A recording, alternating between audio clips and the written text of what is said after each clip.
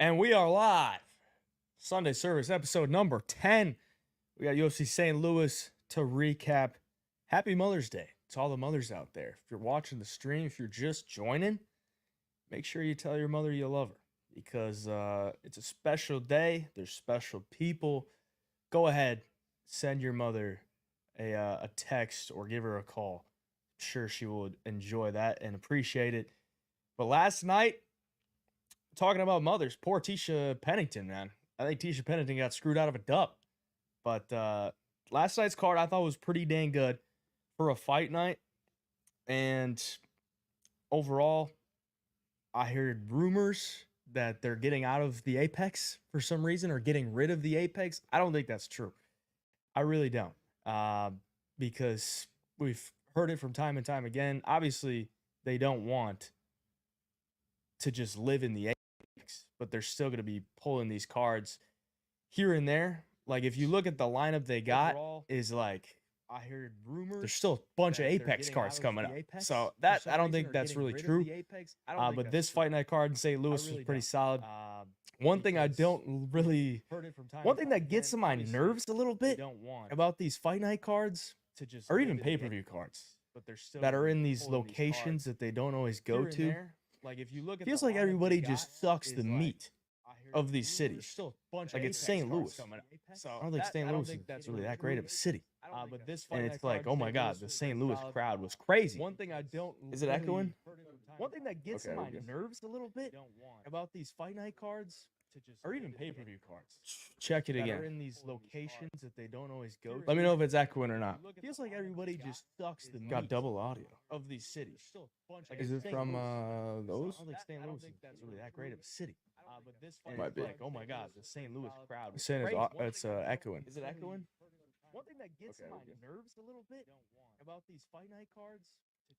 Let me know in the chat if it's fixed before I go on this rant. Let me know if it's echoing or not. Feels like everybody just sucks the meat. Still echoing? Of these cities. Is it from those? I don't think St. Louis is really that great of a city. Rebecky literally turned Chinese, bro. He did. He literally did. He went from Polish to Chinese, man. Disgusting. Let me know in the chat if it's fixed before I go on this rant. Let me know if it's echoing or not. Still an echo. Is it these mics? Or no? Rebecky, sorry, boys. Technical difficulties to start the show. You went from Polish to Chinese, man. We'll get that dialed in for you, so you don't gotta listen to an echo for an hour. Chat if it's fixed before I go on this rant. Let me know if it's echoing or not. Still an echo. Why are you hating on St. Louis? Isn't a big city. MMA. Local shows are always packed. It's not a hate towards St. Louis. I'll get into the rant a little bit. But we got to get this audio fixed. We do it live. We do it live.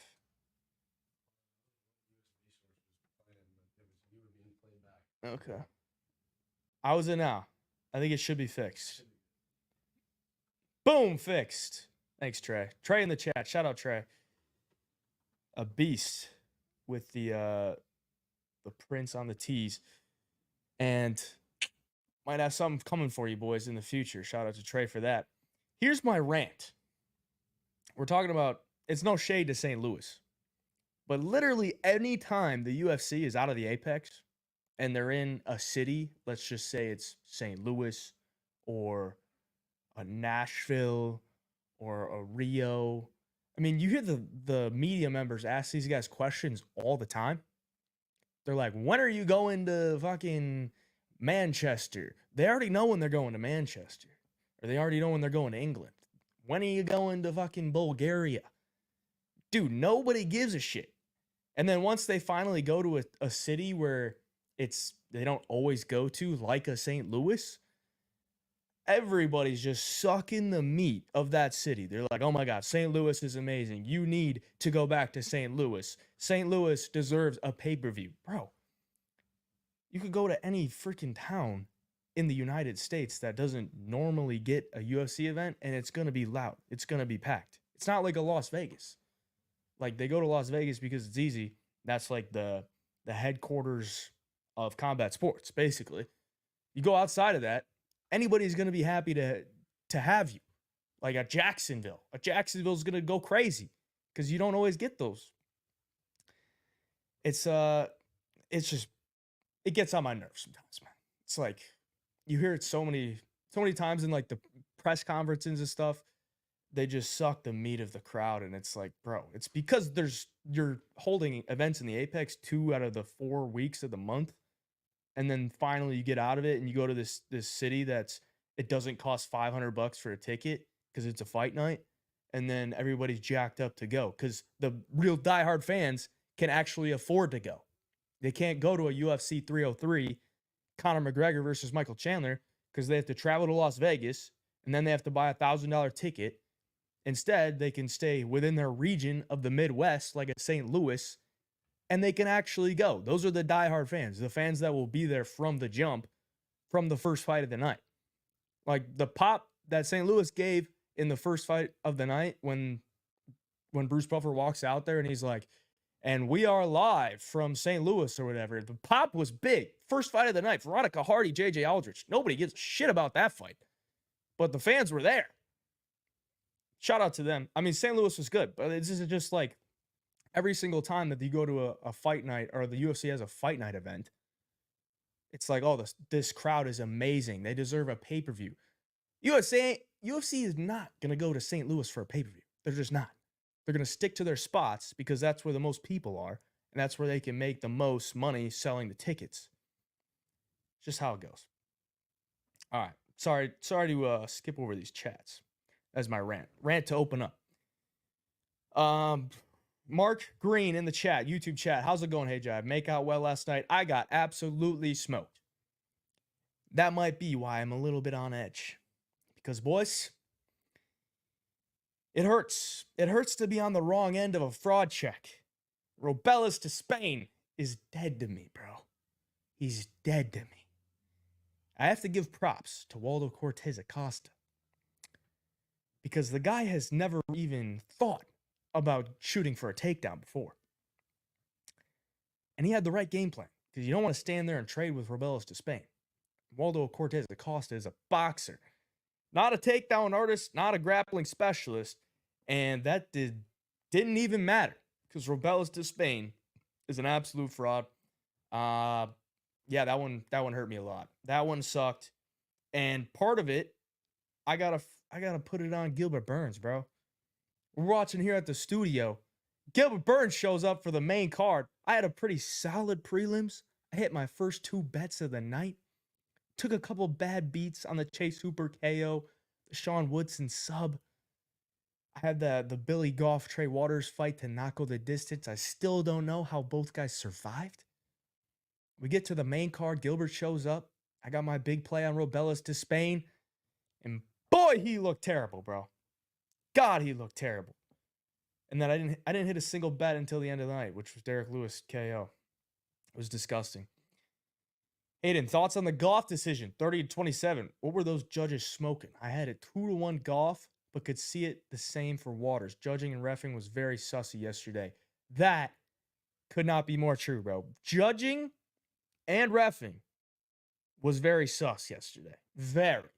There was maybe three, maybe 4 decisions. I can think of 3 off the top of my head. Woodson, Caceres, Ricci, Pennington, Trey Waters, Billy Goff. Those 3 decisions were very questionable. Very, very questionable. We could talk a little bit about that later. I want to keep it somewhat in line with like main card down. We'll stick with the chat though for now. It was nice to see Veronica Hardy back. Yep, she did cash me out. I had a good bet on her and she won. Robellis. I think Robellis let down a lot of people last night. But man, yeah, it was a fraud check card. That's why it's in the title, bro.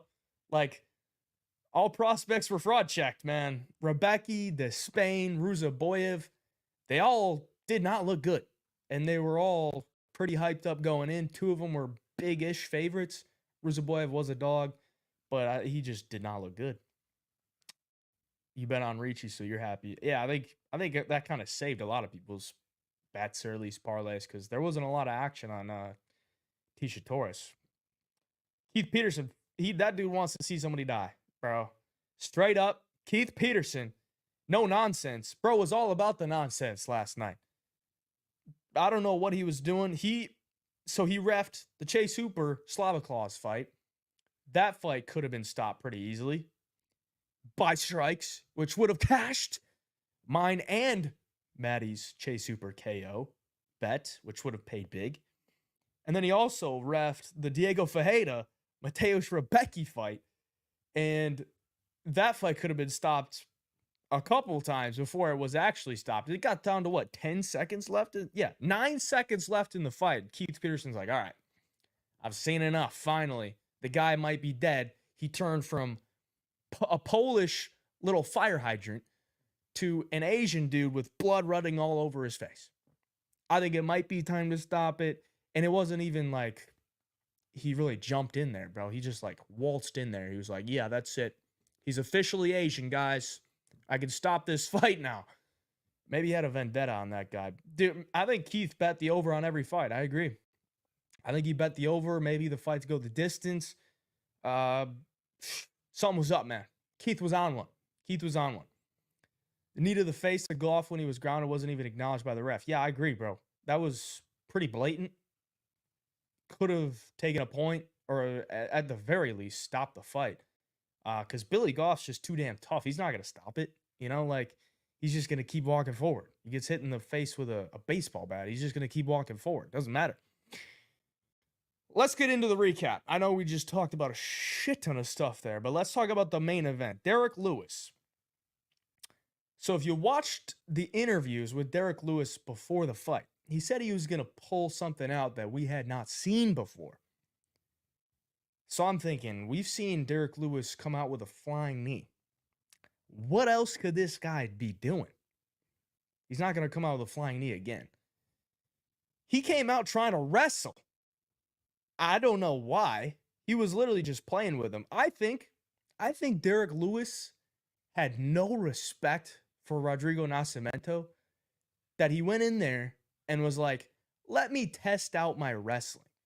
Maybe I can see where my wrestling is at. Maybe work on some things live in action in the main event because this guy ain't good. So he kind of wrestles with him for the first 2 rounds, then goes back to his corner and his coach, I think it's Bob Perez. I think it's Bob Perez. Bob Perez is like, all right, enough of that. Do what you do. You knock people out. I need a good 1-2. You land it. I need you to follow up with 3, 4, 5, 6 and get this guy out of there. And literally not even, 40 seconds? 49 seconds into the next round, the guy knocks him out. I think he could have done that in round 1. I don't know. Maybe part of the game plan was to get this guy tired and then knock him out, but it looked like Derrick Lewis was just working on his wrestling or something for the first 10 minutes. And then his coach was like, all right, stop playing. Just knock the guy out already. Let's take our win. You could take your pants off. You could throw your cup into the crowd. You could throw your gloves in the crowd, and you can moon the crowd. Okay, just go knock this guy out. He does it pretty easily. I thought that seemed like the lock of the night was Derrick Lewis KO, man. Because he wasn't in any danger in those grappling situations. Like, he got taken down, but Derrick Lewis been taken down a ton of times in his UFC career. He wasn't stressing whatsoever. It really looked like he was just trying to work on something, bro. Straight up. Shout out to D. Lou. And for the love of God, can we get Derrick Lewis versus Jairzinho Rozenstruik, please, bro? For once, UFC, just make the matchup that needs to be made. Derrick Lewis, Jairzinho Rozenstruik. Maybe we get Derrick Lewis, Francis Ngannou Part 2. But these two guys look exactly alike. They both got big power. They're both generally ranked in the same spot in the heavyweight rankings. Make the fight. Jairzinho Rozenstruik, Derrick Lewis. Straight up. Larry in the chat. Hayden, bless us with some quick picks for the next fight night after the recap. We can, if there's time, which there probably will be, there'll probably be time towards the end of the show. We can run over the card.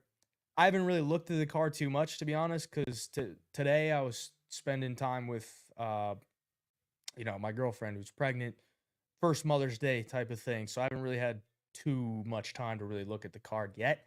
But we could go over it, give you some quick thoughts. Derrick's celebrations are more entertaining than the majority of his fights. Dude flashed his ass through his cup fully drenched at a reporter, bro. Guy's funny as hell. You could just listen to that man talk. You'll smile, man. Fraud checks were real. Cost me a lot of money. You versus Despaigne in a pure wrestling match. Bro, so I'm sitting next to Gilbert and Moicano. And we're talking about this fight. And he was like, Alexandre Pantoja versus Robelis Despaigne. Give me Pantoja. Because Pantoja, I think Pantoja could take this dude down and submit him, bro. Like, the takedown defense was just terrible. The get-up game was terrible. It was almost like non-existent. Like, he's never defended a double leg in his life or even tried to get up off the ground in his life. Because Waldo's not a wrestler, bro. And he was just laying there like helpless, straight up. Co-main event, Joaquin Buckley, Nurulloev. Going into this fight, I thought Nurulloev would have a good chance to knock him out. And about 3 minutes into the fight, I thought that chance is gone. Because Nurulloev, very one-dimensional. We saw it last night.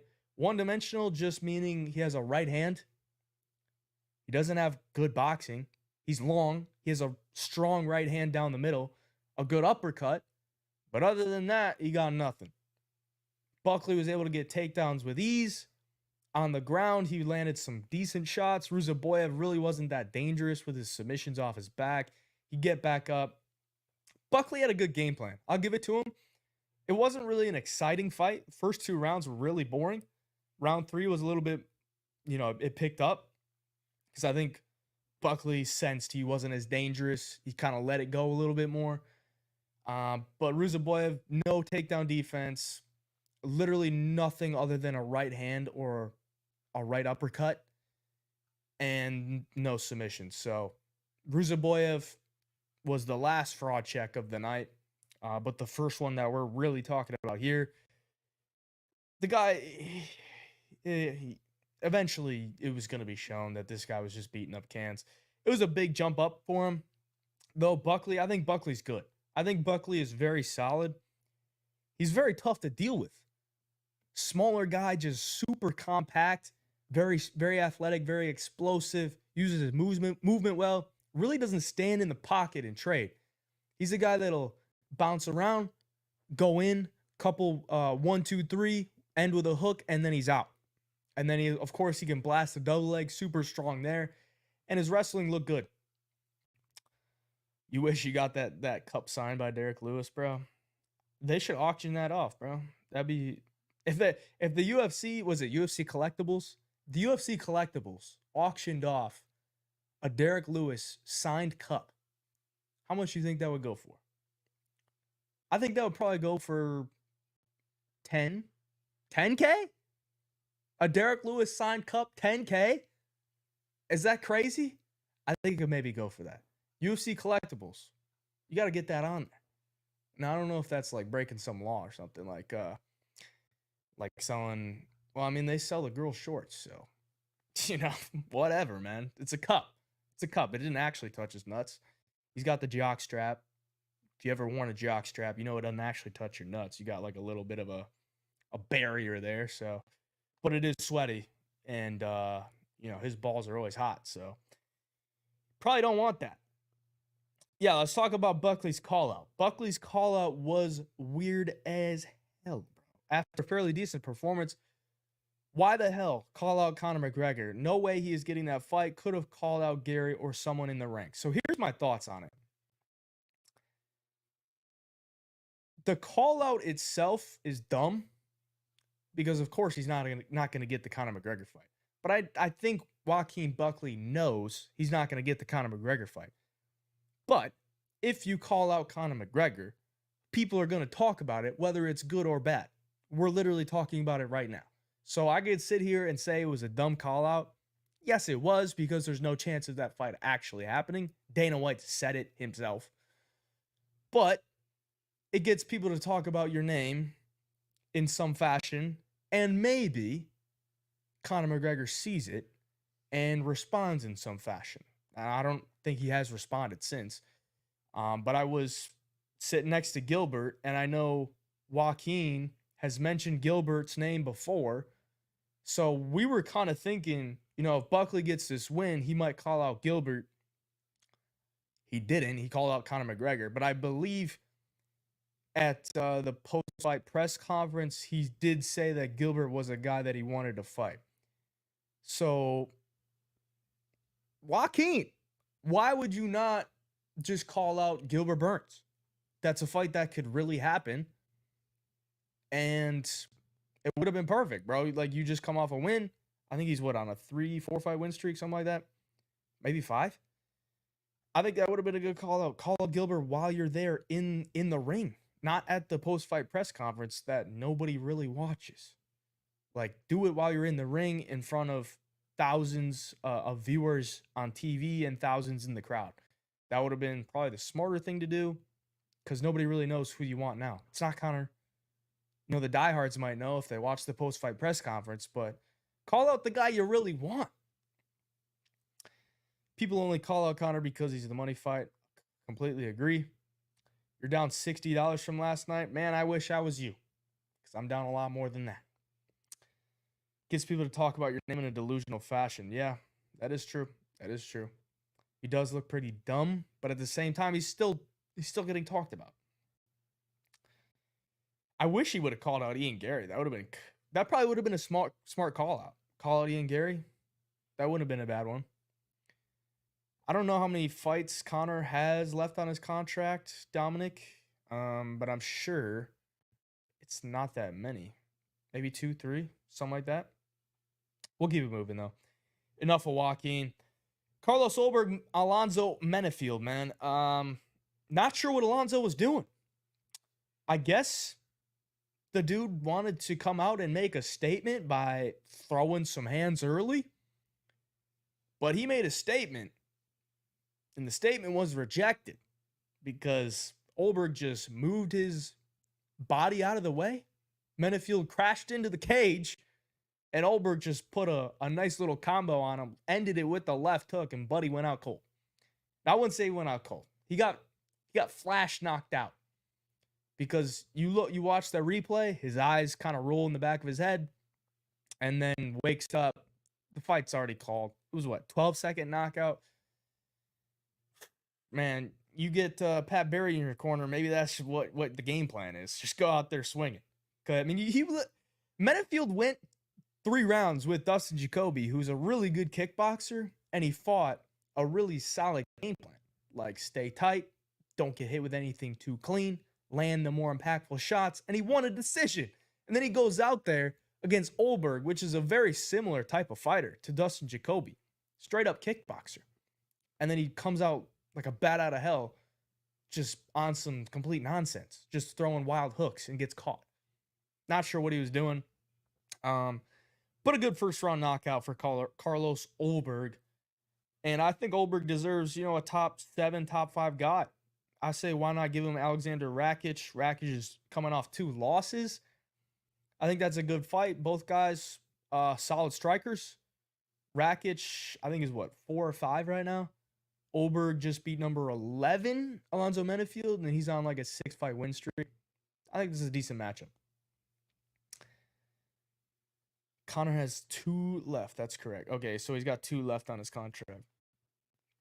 And keep her moving. Is there anything else you wanted me to talk about that fight? It lasted 12 seconds, so it's not like you can really talk about anything crazy. We can move on to Mateusz Rambecki. I think that's how you say it. Fraud check number 2 that we're talking about. Number 2 on the night. Great first round for Rebecky. But I think you could tell if you watch that first round that this guy is going balls to the walls, and he's not really winning by a significant margin. Like, if you watch that first round, Diego Ferreira got dropped. I think he got taken down a couple times, but he was pretty much in it. He was kind of fighting off the back foot, jabbing him, 1-2, body kick. Kind of did the same thing he did throughout the fight. Just body kick, 1-2, body kick, 1-2. Hit him to the body, and then go up the head. And Rambetsky was just pressuring. Big overhand lefts, big hooks, get into range, just big meaty hooks. And then hits the knockdown, almost gets him out of there, but Diego's guard kind of saved him because he was able to get him off him. We get into round 2. Rambetsky's eye is swollen, and the tides turned, man. Like, Diego Ferreira, I don't know where he got that gas tank. Maybe it's the post-USADA thing, because Diego Ferreira is not really a guy that's ever had really good cardio. He's 39. He took that fight on short notice, but he outdogged the guy. He just put a beating on him. Polish man Rambetsky turned Asian, straight up, bro. That face he posted, or the picture he posted of his face on Instagram after, his eyes were literally almost swollen shut. Like, I don't even think the dude could see. Blood's all over him. It looked like he got hit in the face with a bag of nickels like 50 times. The dude got messed up. And he was, 18-1 going in that? Minus 425, minus 450 favorite, taking on Diego Ferreira. Here's why I say it's a fraud check. This is kind of arguable, whether it was or it wasn't, because Ferreira's a solid fighter. And Rambetsky had a good first round, but Rambetsky was supposed to go in there and roll over him. And Diego Ferreira's 39, unranked, kind of a gatekeeper guy at this point. It's almost like the Neil Magny situation with Mike Malott. Like, Neil Magny's not a scrub, but he's a gatekeeper. And Mike Malott was on a win streak. He was a big favorite. He's supposed to go in there and roll over him. Has a good first couple rounds, or the first good first round, and then just takes a beating and loses. I think that's a fraud check, bro. That's a fraud check. Fraud check number 2. Rambetsky, he's good, but like he needs some type of game plan. It didn't really look like he had a game plan. It looked like he went in there just trying to bulldoze the guy. The guy didn't get bulldozed, and he's like, shit, I don't know what to do. And he got his ass whooped straight up. But good win for Diego, man. 39. Hell of a pace. Hell of a comeback, because he kind of did take... It's a tough fight to come back from. Or tough round to come back from. After that first round, you get dropped. You take some big shots. He was getting hit clean. That's a fraud check. Yeah, I agree. I agree, Larry. That's 100% a fraud check. We moved down the card. Sean Woodson, Alex Caceres. This one was a controversial decision. Bruce Leroy lost by unanimous decision, 29-28, and a 30-27 on one of the judges' scorecards. So I'd give Sean Woodson round 1. And then rounds 2 and 3, I think are toss-ups. Because Caceres was the one that was pressuring. He was moving forward. He was throwing with more intent, landing with more intent. When you get Woodson on the with his back against the cage and unleash like a good boxing combination, a overhand, a left uppercut to the body, and then a couple more to the head, he looked good. It's just out in space where Woodson looked a little bit sharper that I could maybe see that's why the judges went that way. But yeah, overall, this is kind of how the fight played out, exactly how I thought it would. Like, 2 strikers going at it. Nobody's going to mix in anything. And it's going to be super subjective to what the judges like that night. And Sean Woodson being the taller guy, the longer guy, the guy that's moving on his back foot, it seems like the judges kind of like that. Like, am I wrong? Let me know if I'm wrong, chat. But do the judges like when the guy is moving on his back foot and the other guy's kind of pressuring, maybe whiffing a bunch of shots, but he's pressuring him and he's hitting, but he's also whiffing? I don't know. Very weird one. I thought it was just a super subjective decision. And I wouldn't really want to say robbery, but I could definitely see a world where Caceres wins that fight, or should have got his hand raised. Let's move on to the fraud check of the card, man. Robelas Despaigne. What is this man doing in training? What is this man doing? You're an Olympic Taekwondo medalist. You come into MMA. Do you ever think maybe sometime in your career you're going to have to defend a takedown? Or maybe, dare I say, if you get taken down, maybe you'll have to get back up because this is mixed martial arts. You can't just strike with people. Now, I thought going into this fight, Waldo Cortez never shown a takedown in his career. Not a wrestler. I thought Waldo might be dumb enough to just stand there and strike with him. Because generally, if I'm going on what a guy has shown me in the past, if he's not shown to be a wrestler, I can't really bank on the guy to wrestle. And normally, if you're going up against decent opposition, if you're not normally a wrestler and you decide to wrestle, it's not part of your normal game plan, so it doesn't work out well. Not in this case. Because all you got to do against Rebels Despaigne is shoot a shitty double leg or throw him up against the cage, sweep his leg out from under him, land up on top, and you're winning the fight.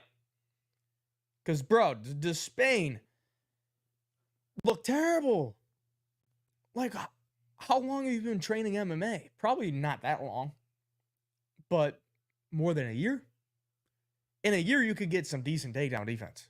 Especially against these heavyweights that aren't super skilled. Heavyweight's probably the lowest skill level division in the UFC. These guys aren't skilled.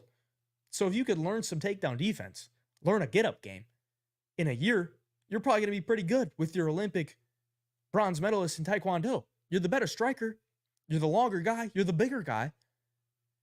Defend a takedown, or at the very least, if you get taken out, know how to get up. Waldo Cortez Acosta won that fight off of 3 takedowns because he wasn't doing anything on the feet. And at the end of the fight, Robelis just kind of wanted out of there. That's really where he landed majority of his significant strikes. If you look at the numbers, Waldo landed 52 total significant strikes. 37 of them were on the ground. 37. That means for the 5 minutes that this fight was on the feet, he landed 15 significant strikes. And 8 of them are leg kicks. Terrible stuff. Terrible stuff. Acosta made Despaigne look like a bum. I agree, Larry. It was very frustrating. I didn't expect any of these fights to make it past round 1 or 2. That was another thing on this card. A lot of these fights were heavily juiced. When I say juiced, I mean heavily favored for the fight to not go the distance. But a few of them made it. A few of them made it. 3, maybe 4 of them did. Despaigne needs to go to karate combat or some shit. Yeah, or at least maybe work on some takedown defense, man. I believe he trains in Orlando. I don't know what this dude is doing in the gym. Don't know what he's doing in the gym. But you'd think anybody with some common sense would look at this 6'7" Cuban giant who's an Olympic Taekwondo medalist and put him through the ringer of wrestling training and being like, you're going to beat everybody on the feet. You just need to defend takedowns. But maybe not. Maybe that's just too obvious and they just have him in there hitting pads. Maybe it is. Despaigne got fraud checked. Yeah, he's dead to me, man. Disgusting stuff. Hate it. Hate to see it. Ruined my night. After that, I was just down in the dumps. He really didn't even use his reach. I agree with you, bro. Jay Malbach in the chat, IG chat, homie is 6'7", didn't even use his reach. It's very weird. Like, pump a jab out there, man. Your 87-inch reach, pump a jab. Pump a jab. He's throwing these decent-looking calf kicks. Okay. Pump a jab, bro. He can't even reach you. You pump a jab, he can't even get in on your hips. Just pump a jab. You have an 87-inch reach. It's disgusting, man. I agree. He didn't even look that good on the feet. Pump the fucking jab. Jesus. Those coaches, I don't know. I can't really blame the coaches, but like, I gotta know what they're doing, man. Get this man some help. Maybe he doesn't want to help himself.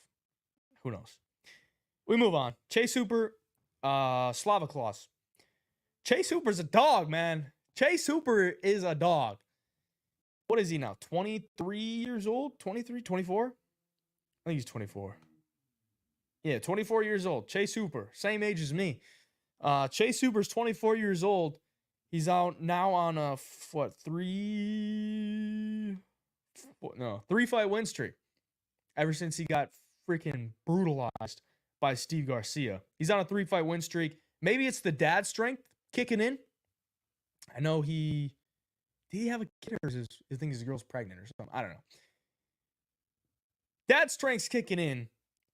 How in the hell are you I don't want to say it all time.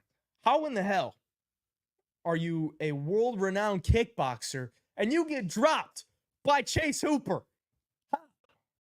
You get dropped by Chase Hooper with this looping little left hook. Bing, sits you down. And then he gets his ass whooped on the ground. Chase Hooper's ground game is disgusting, man. And I think we all saw it. I mean, we've known that for a while. But we saw how disgusting it was in that Jordan Levitt fight when it was basically just a grapple off. And he found the sub. But, dude, Slava Claus was getting brutalized, man.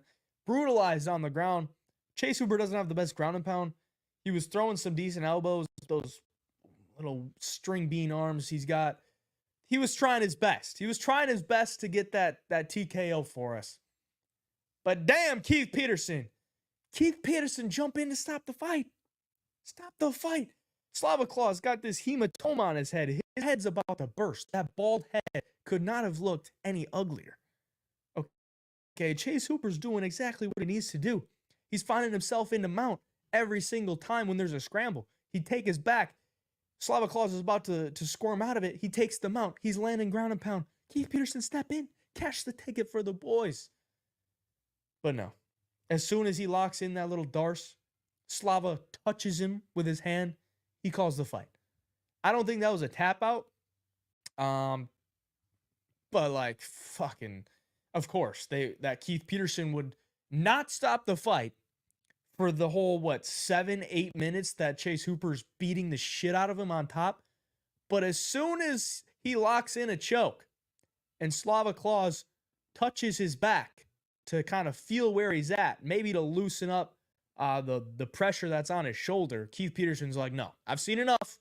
I've seen enough. I'm calling it there. I don't think it was a very good stoppage, but it should have been stopped before that. Yeah, I agree. I completely agree, Larry. Completely agree. Completely agree. Could have been stopped before. Borshev, bro, the ground game is just terrible. And the bad thing for Borshev, man, he's super good on the feet. Shut up. Don't do that to me. Presto Dimes in the IG chat says Keith Peterson had Hooper by sub. Check his apps, LOL. Check his sports betting apps. Keith had Hooper by sub. He had to have, bro. He had to have. What was I saying? Yeah, for Borshev, super good kickboxer, but he doesn't have a chin. He doesn't. He really doesn't have a chin. That's the downfall of him. Probably not going to have much of a UFC career now because he can't defend a takedown. He doesn't have a chin. And guys are going to hit you if you're a kickboxer. So, yeah, big L there. Move on. Esteban Hayjivepicks, Terrence McKinney. Terrence McKinney getting his head sent into the third row of the crowd last night. Now, I've been saying it for quite some time. I don't think Terrence McKinney is very good. I think I've actually faded him in damn near every single fight. I bet on Bonfim. I bet on Sajikov. And then he fights these just super low-level can guys. Mike Breeden, not good. Brendan Marat, not good. He picks up 2 wins. And then he goes to fight somebody that's actually decent, like Esteban Hayjivepicks. And I'm like, yeah, Hayjivepicks should beat him. Because Terrence McKinney is just, I don't think he's that good. He's the definition of do or die, 100%. But more often than not, if he's fighting anybody that's worth a shit, he's dying. Okay? He doesn't have a very good chin. He's been KO'd in some of the most brutal ways. He gets kneed to the face by Sean Woodson on the Contender Series. He gets kneed to the neck by Bonfim. 2 years ago? And then he just gets head kick KO'd against Hayjivepicks in, how long was that? 37 seconds, bro. 37 seconds. Like, McKinney is a beast, but he's a beast against guys that are cans. Like, when is his last good win? His last good win is really Matt Favola, his UFC debut. I don't know. I mean, McKinney's fun. He'll probably always have a spot in the UFC because he's in highlight reels, whether he's on the finishing end or the receiving end. He's an exciting fighter. You can always expect the finish from Terrence McKinney or for him to get finished. But, you know, they'll keep feeding him these bums that just get into the UFC. He could pick up a couple wins, just, you know, keep the hype around him, keep the highlight finishes coming. And then every so often, you know, he'll get his confidence back, and they'll give him guys that are outside the rankings but pretty solid, like a Hayjivepicks, and he'll get his head kicked off. So, yeah, that's pretty much how it is on Terrence McKinney. I like the Hayjivepicks guy. Always have. I think the guy's super solid with his boxing. It's just his takedown defense kind of lacks. But he's got good skills. I look forward to good things from Hayjivepicks. Tabitha Ricci, Tisha Pennington. Not much to go over here. I thought Tisha Pennington probably won the fight on damage. She was doing the cleaner work on the feet. Tabitha not really landing anything good on the feet. Whiffing on takedowns. Holding her up against the cage, not doing anything. I think Tisha Pennington should have won. The judges, for some reason, just have this hard on. For some reason, right? For some reason, they just have this hard on for Tabitha Ricci. And they always give Tabitha Ricci the benefit of the doubt on the scoring. If you look back at her fight against Lupe Godinez, bro, one judge. So she lost the fight against Lupe Godinez. Two of the judges had 29-28 for Lupe. One judge has it 30-27 for Tabitha Ricci. Brian Miner had it 30-27 for Tabitha Ricci against Lupe Godinez. Brian Miner, she ain't gonna fuck you, bro. She's not. She's not. And then you look at the scorecards last night. Brian Pucillo and Chris Lee gave it 29-28 for Tabitha Ricci. She ain't gonna fuck you, bro. If you give her the fight via your decision card, she ain't gonna fuck you. Just stop, okay? What is this with UFC judges where they just give the benefit of the doubt to Tabitha Ricci because they think they're gonna get some play from her? You're not. Sorry, bro. You're not. Tabitha Ricci lost. I know it saved a lot of people's parlays or bets. That's cool. I didn't really have a bet on it because I thought it was going to come down to a close decision like this. And I honestly thought Tisha Pennington was the right side. The dog side was probably the right side. I just didn't have the faith to play it because I knew the judges would probably be on some shit. And that's what we got. So I'm glad I laid off of that one. And yeah, I guess if Tabitha is in any close fights moving forward, you can bet on at least one, maybe two of the judges thinking if they give her the fight or they score the fight for her, they might get some play after. They're not. Sorry, they're not. Moving on. Trey Waters, Billy Ray Goff. Hell of a fight. Hell of a fight. This was another one that I thought could have easily went to Billy Goff. Because he was the guy that was just continually coming forward, landing more volume, landing good shots. Trey Waters did a really solid job just trying to fight off the pressure, keep the jab out there, circle off, land big shots so that he would stop coming forward. But really, Billy Ray Goff just kept coming forward. I thought it could have went Billy Ray Goff's way.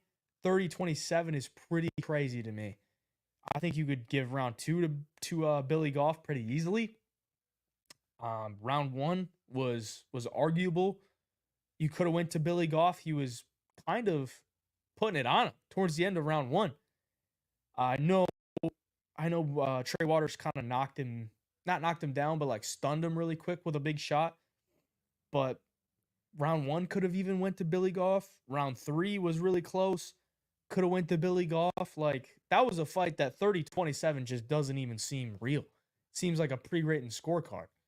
You know, like 30-27 in that close of a fight. That judge isn't going to give any round to Billy Goff. Not even a round where he outstruck him by like 15 significant strikes and got an illegal knee landed on him. Like, what was the ref doing too? You know, very weird. Tough for Billy Goff because the guy is just such a dog in there. And you could tell both guys were kind of gassed, but they were just pushing through it. So, hell of a fight though. Looking forward to what Billy Goff does. And Trey Waters, that's a solid performance for Trey Waters. Because that's a tough dude to deal with, man. Super tough. And he dealt with it pretty well. Charles Johnson, Jake Hadley, not much on this one. A good win for Charles Johnson. Had a bet on him. Good for him to get a win in his hometown. And props to him. I mean, he did what he needed to do. I thought he won the last 2 rounds. And, yeah, back-to-back wins for Charles Johnson. Good for him. Jake Hadley, not as good as most people thought when he came into the UFC. Just really not that good. Pretty one-dimensional boxer. Doesn't have great takedowns. Decent submission game, but Charles Johnson's just better in the takedown defense area and, you know, won the fight. Veronica Hardy, JJ Aldrich. For some reason, Veronica Hardy just has a way of, like, making these fights close because I think she's levels above JJ Aldrich. She just doesn't throw it. She doesn't throw enough. If she threw a lot more volume, if she just went for it a little bit more, I think she could make these wins a lot more decisive. But maybe that's just part of her game plan. She gets the win. She won me my bet. Shout out to her. Good to see her back. She's on a 3-fight win streak. And, yeah, always hated JJ Aldrich. Glad to see her lose. No real reason for me to hate JJ Aldrich other than just don't like her. Just do not like her. So I always love to see JJ Aldrich lose.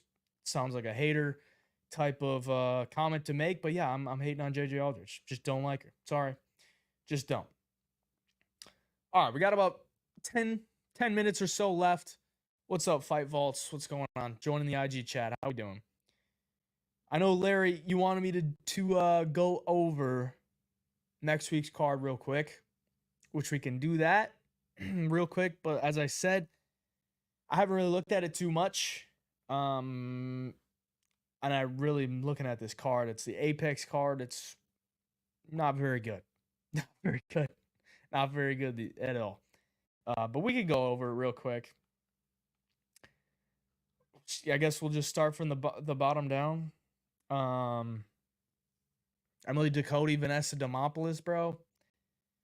Terrible fight. Ducote probably wins off of damage, but Demopoulos has a way of winning fights she shouldn't. And she's tough. Good jiu-jitsu. She's like 37 or something like that. That's not a good look. I'll probably take Ducote by decision in this one. Alatang Haley, Clayton Rodriguez. I don't really think Clayton is great, but he's not bad. His only losses are yeah, I don't know. That's just such a disgusting fight too. I'll go Alatang Haley, I guess. I don't even know what the odds are on this fight, but I'll take Alatang Haley just based off aggression and being what, Mongolian or something, Chinese.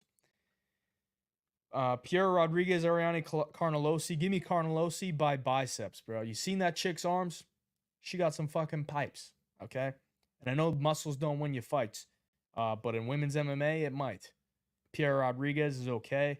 Carnelosi's been off for like 2 years.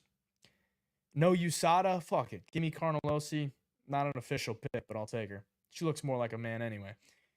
Abus Magomedov, Worley Alves. Abus, a bum. A gasser. Can he finally get a win? That's not Dustin Stoltzfus. They give him an absolute layup here with Worley Alves. He better get a win or this dude is cut. Because Worley Alves, not good anymore. Old, cardio issues. I'll take Abus. But god damn, he needs a win. He's not very good either. I mean, he's okay. He's like a decent kickboxer on the feet. He's okay. Tamiris Vidal, Melissa Gatto. Gatto, not sure why. I mean, she's probably just taking this because her last fight got canceled. So she wants a quick turnaround. She's going a weight class against Tamiris Vidal. Tamiris Vidal is not good. In fact, she's pretty ass. Melissa Gatto's okay. She might be a little undersized, but I'll take Melissa Gatto. Much better skills. It's just a matter of fact if she's not getting, laid on for 2 rounds or out of the 3. Umar C and Antonio Tricoli. If you don't know, Antonio Tricoli is Mackenzie Dern's boyfriend, I believe. He's making his UFC debut. This Tricoli guy, I don't think is very good. He fought on the Contender Series. He won via round 1 submission. That got overturned to a no contest because he popped on a drug test. So that got overturned to a no contest. That was back in 2019. So almost 5 years ago. And then he had a fight in 2021 that he won against this 7-1 guy who's 5'10", fighting at 200 pounds. Mind you, Antonio Tricoli is 6'5". Big dude, but not super thick, but he's tall. He's a 205er. He beat this guy in 2021. Hasn't fought since. So it's been almost 3 years. It's been about 2.5 years. About 2.5 years since this guy fought. And he's fighting another guy in Umar C, who I don't really think is that good either. Like, the level of competition that this guy has faced I don't really think is very good. But I don't think Tricoli's good either. Tricoli's a submission guy. Umar C is this French guy who seems fairly well-rounded. I don't know. I'll go with Umar C at this point.